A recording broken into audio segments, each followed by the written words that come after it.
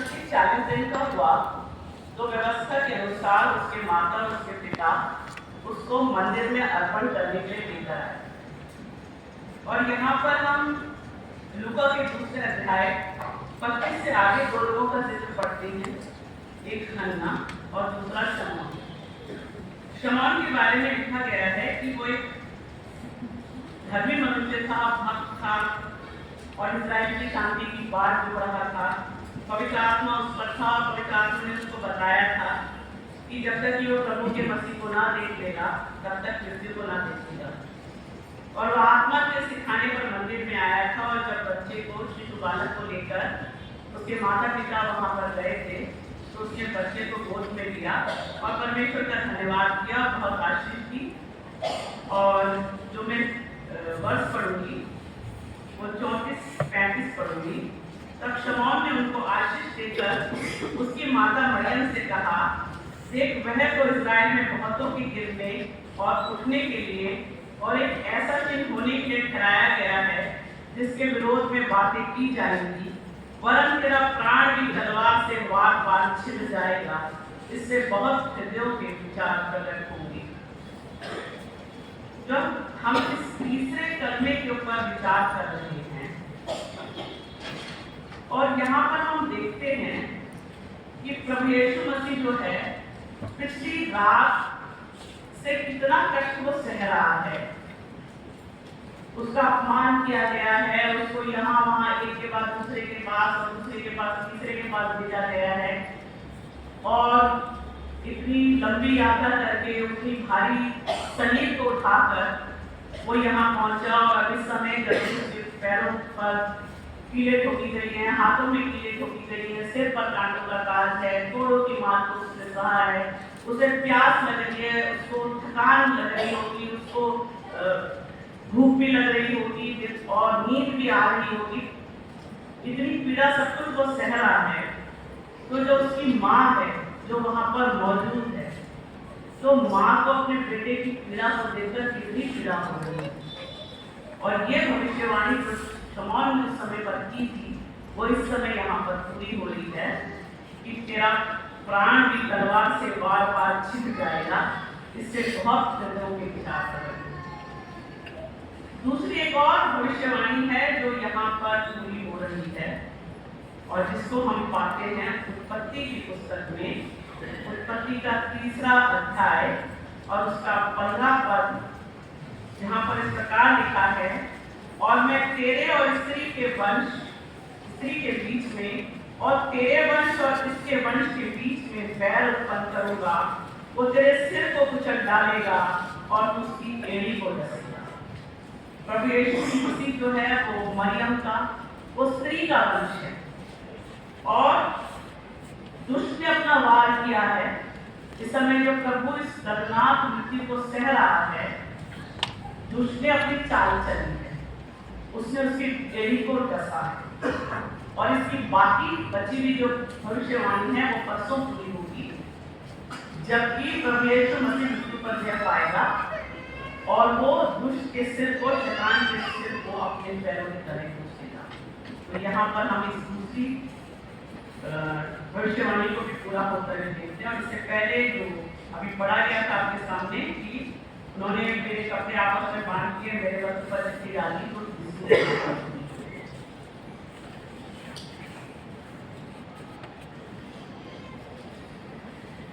प्रभु यीशु मसीह जब अपना उन्होंने सेवकाई आरंभ करी, गलील के काना से उन्होंने अपना पहला कार्यक्रम किया और बहुत सारे लोग जो थे वो उनके पीछे पीछे चलते थे। लेकिन जब शरीर तक लोग पहुंचे हैं ना, तो सिर्फ ये जो प्रेम करने वाले वो सिर्फ 4 ही बचे। उसकी माता मरियम, तो पास की पत्नी मरियम और मरियम मगदलीनी और एक चेला उसका यूहन्ना। बाकी वो लोग जो उसके पीछे चलते थे अपनी बीमारी से चंगाई लेने के लिए, वो तमाम अंधे, वो लंगड़े, वो धुंधले, वो कुष्ठ रोग से ग्रसित लोग, वो दुष्ट आत्माओं से छुटकारा पाने वाले, वो जो 4010 की भीड़ जिन्होंने मछली और रोटी खाई थी, वो 5000 लोगों की भीड़ जिन्होंने रोटी और मछली खाई थी वो सब यहाँ नहीं है। जो पिछले 4 दिन पहले जो होशन्ना के नारे लगा रहे थे वो भी यहाँ पर क्रूस के नजदीक नजर खड़े हुए नजर नहीं आ रहे उसके निकटता में। सिर्फ ये 4 ही लोग यहाँ पर पहुँच पाएंगे। उसके अपने चेले यहाँ पर नहीं है। एक तो यहूदा इस्करियोती उसने उसे पकड़वाया था और बाकी 10 भी यहाँ पर नहीं है। वो कहाँ छुपे हुए हैं डर के मारे। यीशु मसीह के अपने भाई बहन भी यहाँ पर हमको नजर नहीं आते। यूहन्ना 1:5 में लिखा है कि वो उस पर विश्वास नहीं करते थे उसके अपने भाई और बहन।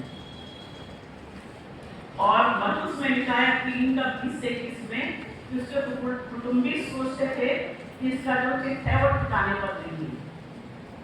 वो भी उससे प्रेम नहीं करते थे। बड़ा भाई सांसारिक रूप से वो क्रूस पर चढ़ा है और सब जगह ये खबर फैल गई होगी तो कोई भी यहाँ पर उपस्थित नहीं है। यीशु मसीह की खातिर तो उपस्थित है ही नहीं, अपनी माँ की खातिर तो उपस्थित नहीं है कि माँ जो विधवा है। राजस्वला बताते हैं कि यूसुफ की मृत्यु हो चुकी है और मरियम यहाँ पर उस दर्द को देख रही है, सह रही है। उसका बेटा वहाँ पर क्रूस पर लटका है तो उसके भाई बहन भी यहाँ पर नहीं है। यहाँ पर सिपाही लोग हैं, धर्म गुरु हैं, उसका ठट्टा उड़ा रहे हैं, बड़े डिटेल में पढ़ा गया बताया गया है। ये 4 लोग वहां पर क्यों पहुंच पाए? इनकी अपनी कोई नीड नहीं है, कोई अपनी जरूरत के लिए उसके पीछे नहीं है, कोई डर भी नहीं है, ना रोमी साम्राज्य का, ना किसी सिपाही का, ना किसी और बात का, कोई डर नहीं है मन में। वो अपने प्रभु से प्रेम करते हैं और क्योंकि वो प्रेम करते हैं इसलिए यहाँ पर वो खड़े बिना इस बात की चिंता की कि आगे क्या होगा। हम पढ़ते हैं कि प्रभु यीशु मसीह ने मरियम की ओर देखा, उसने उसके प्रेम को महसूस किया, उसके दर्द को भी महसूस किया और एक वो जानता था इस्राएल के जो रीति रिवाज हैं कि बड़े बेटी की जिम्मेदारी है माँ को जिम्मेदारी को उठाना। और वो अपनी माँ को देखकर बोलते हैं कि नारी देख ये तेरा पुत्र है। और उसने उस चेले से कहा ये तेरी माता है। चेला कौन सा? यूहन्ना की पत्री में इस बात का पूरा जिक्र है सुसमाचार में, ना मत्ती में, ना मरकुस में, ना लूका में, क्योंकि यूहन्ना वहाँ मौजूद है। वो इस बात को रिकॉर्ड नहीं कर रहा है, वो इस पूरे वचन का हिस्सा है, वो अवेलेबल है वहां पर। इसलिए उसको ये जिम्मेदारी सौंपी गई कि वो प्रभु की माता को लेकर वो उसे अपने घर ले जाता है। लिखा है और उसी समय में चला उसे अपने घर ले गया। और जब तक बाइबल स्कॉलर्स बताते हैं कि जब तक वो जिंदा रही उसे उसकी खबर की नहीं लगी, उसका ख्याल रखा। हम मरियम को और यूहन्ना को देख पाते हैं प्रेरितों के काम के 1 अध्याय के 14वें वर्ष में कि जब प्रभु यीशु मसीह का स्वर्गारोहण हो गया और वो लोग उतर कर आ गए और वो दूसरी स्त्रियां, प्रभु की माता मरियम, उसके भाई और उसके चेले एकजुट होकर प्रार्थना कर रहे थे। जब ये लोग एकजुट होकर प्रार्थना कर रहे थे तो हम अगले चैप्टर में पढ़ते हैं, दूसरे अध्याय में प्रेरितों के काम में, कि वो निरंतर प्रार्थना में जुड़े थे। और जब वो प्रार्थना में जुड़े रहते थे तो पेंटिकुस्त के दिन वहां पर पवित्र आत्मा उतरा। पवित्र आत्मा की सामर्थ्य से वो पूरे लोग भर गए। पवित्र आत्मा के दान वरदान उन लोगों के जीवन में काम करने लगे और आगे चलकर उन दान वरदानों को हम काम करता हुआ देखते हैं। परमेश्वर का वचन फैलता है, प्रभु यीशु मसीह का राज्य कायम होना शुरू हो जाता है।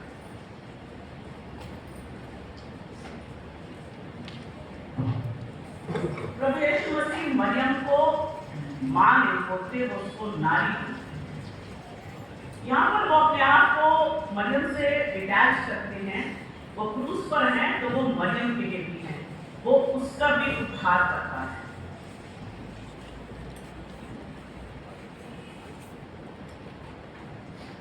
यहाँ पर मरियम और यूहन्ना जो है वो परिवार नहीं थे लेकिन परिवार बन गए। ये बात आज भी हम देख पाते हैं इस समय पर भी कि वो लोग जो प्रभु से प्रेम करते हैं, जो उसकी सलीब के नीचे रहते हैं, उसकी सलीब से जुड़े रहते हैं, उसकी सलीब से लिपटे रहते हैं, जो उससे किसी जरूरत के लिए प्रेम करने के लिए आ गए और फिर वापस लौट गए, फिर जरूरत हुई तो फिर आ गए, हम उनकी बात नहीं कर रहे हैं। जो अपने डर पर विजय पाकर निस्वार्थ भाव से निष्कपट जब प्रभु से प्रेम करते हैं, तो वो जो परिवार बनते हैं वो परिवार बने रहते हैं। और उन परिवारों के इकट्ठे होने से जब उनके साथ जब दूसरे लोग जुड़ते हैं, तो वो सब जब जुड़ते हैं तो वहां पर पवित्र आत्मा की सामर्थ काम करती है। पवित्र आत्मा वहां पर उतरता है, लोग आत्मिक आशीषों को पाते हैं। उस मुख्य परिवार में भी उस आत्मिक आशीषें आती हैं और उनसे जुड़े परिवारों में भी वो आत्मिक आशीषों को महसूस कर पाते हैं। ये हम सभी के लिए लेसन है कि हमें अपने प्रभु से निस्वार्थ प्रेम करने की जरूरत है, और तभी वो आत्मिक आशीषें हमारे द्वारा हम चैनल बनेंगे और हमारे द्वारा दूसरों के सामने जाने पाएंगे। इस प्रकार से मरियम और यमुना के जीवन से हम उन बातों को आगे हम प्रेतों के काम में आगे बताएंगे। एक और चीज हम यहाँ पर देखते हैं, परमेश्वर की बड़ी योजना के तहत प्रभु यीशु मसीह क्रूस पर वो परमेश्वर का निष्कलंक मेमना है, जो तमाम मानव जाति के पापों को उठाने के लिए क्रूस पर चल गया, मेरे और आपके और सबके पापों के लिए। जो संबंध गार्डन ऑफ ईडन में खत्म हुआ था, संबंध विच्छेद जो हुआ था आदम के पाप करने के द्वारा, वो यहाँ पर जुड़ रहा है। उसके लिए वो हमारा उद्धार करता आया है। इस समय वो क्रूस पर लटका हुआ है, लेकिन जो स्वर्गीय पिता की इच्छा को पूरी करने के लिए आया है, जो जिम्मेदारी उसने सौंपी है स्वर्गीय पिता ने, लेकिन वहां पर जो संसारिक माता मौजूद है, उसके प्रति जो उसकी जिम्मेदारी है वो सिर्फ भूल ही गया है। इतनी पीड़ा को सहते हुए भी उसको उस माँ का ख्याल है, और वो अपनी जिम्मेदारी को अपने उस शिष्य को सौंपता है जो उससे प्रेम करता है और जो वहां पर मौजूद है।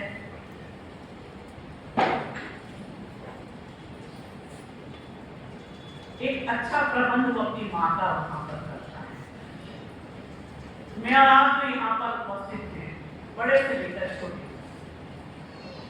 हम भी सोच सकते हैं हमारी कोई जिम्मेदारियां हैं, कोई हमारे कुछ ऐसा होता है जो हमारा प्राइम टाइम लेता है हमारे हर दिन।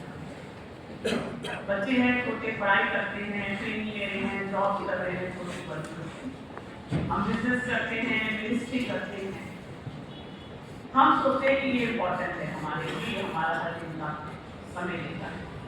लेकिन हम अपने प्रभु से सीखते हैं इस बात को कि जब वो हमारा उद्धार करता, अपने परमेश्वर की योजना को पूरी करते हुए भी उसको उस चीज का ख्याल है, संसार में परिवार के प्रति उसकी क्या जिम्मेदारी है, अपने माँ के प्रति क्या जिम्मेदारी है। तो मेरे और आपके लिए भी एक लेसन है कि उस तमाम कामों को जो हम कर रहे हैं प्रतिदिन वो जरूर करें, लेकिन हमारे परिवार के प्रति जिम्मेदारी है, उसे हम भूल न जाए। हमारा प्रभु सिर्फ हमें प्रीच नहीं कर रहा, वो हमें प्रैक्टिस करने सिखा रहा है, और हमको भी ये सब कुछ जानने, समझने और जिंदगी में इम्प्लीमेंट करने की जरूरत है। प्रभु इस वचन के द्वारा